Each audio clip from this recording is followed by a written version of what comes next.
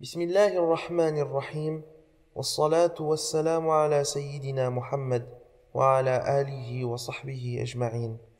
Chaque envoyé d'Allah subhanahu wa ta'ala a eu son cercle de disciples qui l'a soutenu et affermi dans sa mission en ce bas monde.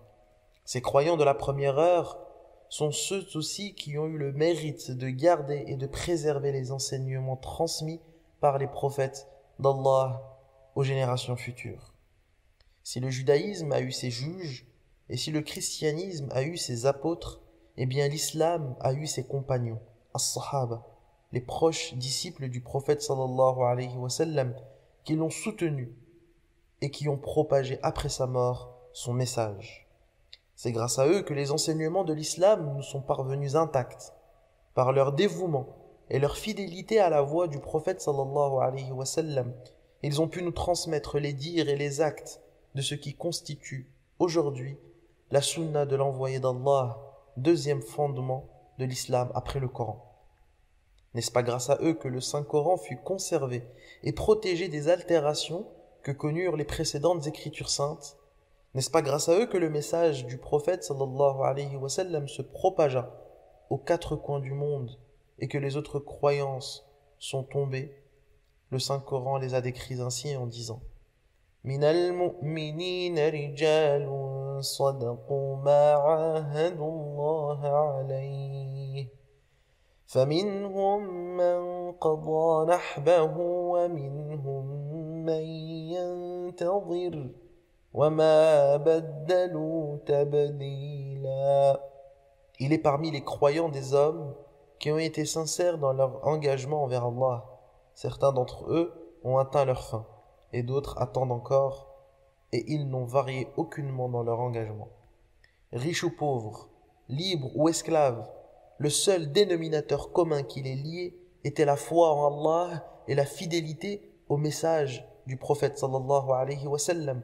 C'était leur raison de vivre et leur idéal pour lequel ils ont tout donné, y compris leur vie. À ce titre, le professeur Khalid Mohammed Khalid s'interroge: qui a incité les nobles du peuple du prophète sallallahu alayhi wa sallam à accourir pour embrasser ses paroles et sa religion? Parmi eux Abu Bakr, Talha, Zubayr, Uthman ibn Affan, Abdurrahman ibn Auf et Sa'd ibn Abi Waqqas radiyallahu anhum. Ils quittèrent tout ce qu'ils avaient comme gloire pour la voie de l'épreuve. En effet, qu'est-ce qui a poussé les faibles de son peuple à accourir pour être sous son étendard et le suivre? Lui qui était sans armes et sans argent. Il n'était pas à l'abri de la méchanceté et de la haine de ses proches, de son clan, de son peuple. Ces premiers temps de l'islam où l'épreuve était grande pouvaient repousser les premiers convertis.